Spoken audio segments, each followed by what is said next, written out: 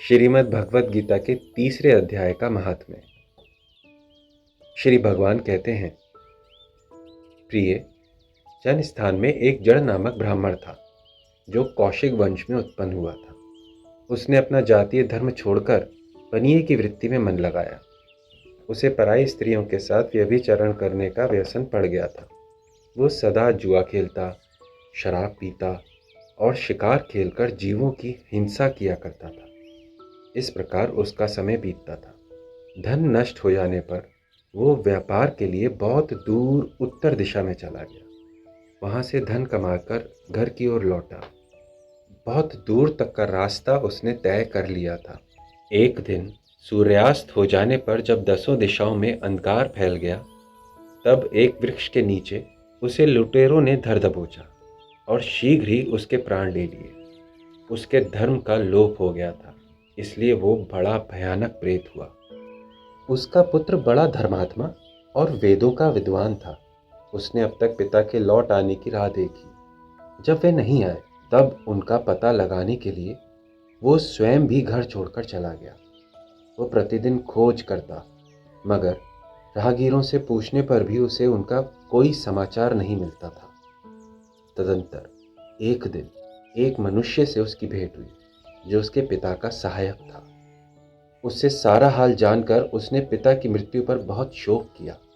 वो बड़ा विद्वान था, बड़ा बुद्धिमान था।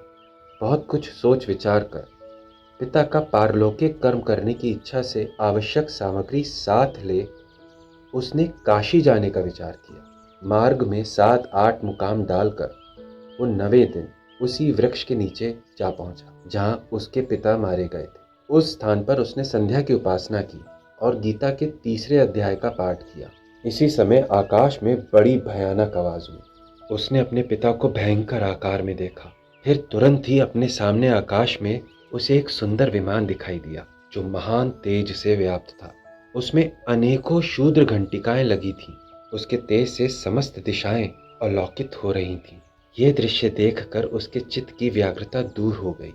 उसने विमान पर अपने पिता को दिव्य रूप धारण किए विराजमान देखा। उनके शरीर पर पीतांबर शोभा पा रहा था और मुनिजन उनकी स्तुति कर रहे थे।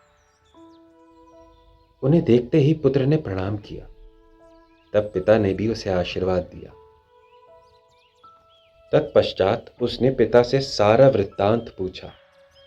उसके उत्तर में पिता ने सब बातें बताकर इस प्रकार कहना प्रारंभ किया, बेटा, मेरे निकट गीता के तृतीय अध्याय का पाठ करके तुमने शरीर के द्वारा किए हुए बुरे कर्म बंधन से मुझे छुड़ा दिया। अतः अब घर लौट जाओ, क्योंकि जिसके लिए तुम काशी जा रहे थे वो प्रयोजन इस समय तृतीय अध्याय के पाठ से ही सिद्ध हो गया। पिता के यूं कहने पर पुत्र ने पूछा, तात, मेरे हित का उपदेश दीजिए तथा और कोई कार्य जो मेरे लिए करने योग्य हो बतलाइए। बेटा, तुम्हें यही कार्य फिर करना है। मैंने जो कर्म किया है उसे मेरे भाई ने भी किया है। इससे वे घोर नरक में पड़े हैं। उनका भी तुम्हें उद्धार करना चाहिए तथा मेरे कुल के और भी जितने लोग नरक में पड़े हैं उन सब का भी तुम्हारे द्वारा उद्धार होना चाहिए। यही मेरा मनोरथ है। जिस साधन के द्वारा तुमने मुझे संकट से छुड़ाया, उसी का अनुष्ठान औरों के लिए भी करना उचित है। उसका अनुष्ठान करके उससे होने वाले पुण्य उन नारकीय जीवों को संकल्प करके दे दो। इससे वे समस्त पूर्वज मेरी ही तरह यातना से मुक्त हो स्वल्प काल में ही श्री विष्णु के परम पद को प्राप्त हो जाएंगे।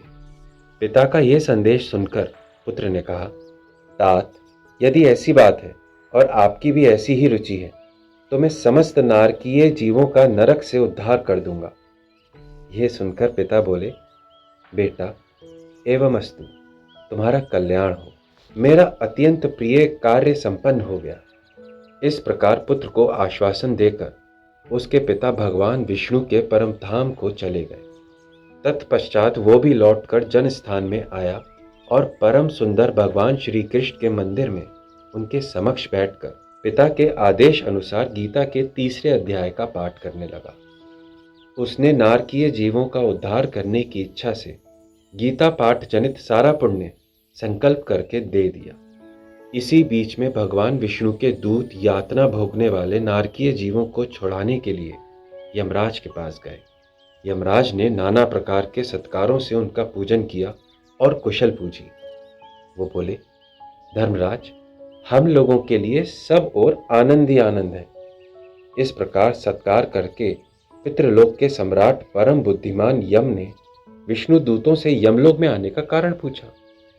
तब विष्णु दूतों ने उत्तर दिया, यमराज, शेष शैया पर शयन करने वाले भगवान विष्णु ने हम लोगों को आपके पास कुछ संदेश देने के लिए भेजा है।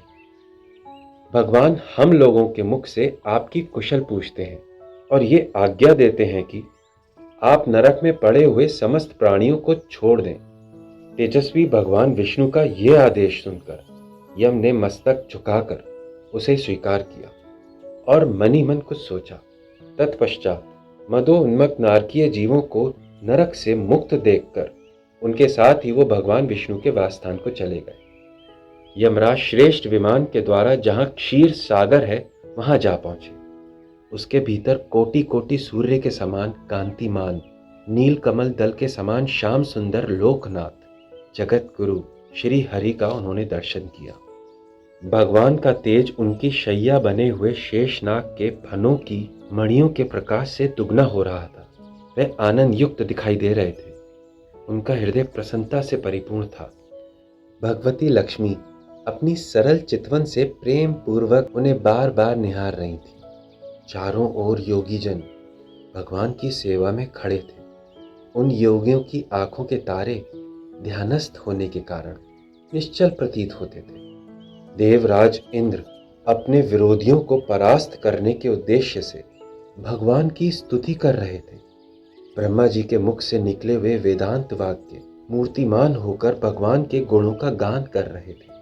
भगवान पूर्णतः संतुष्ट होने के साथ ही समस्त योनियों की ओर से उदासीन प्रतीत होते थे।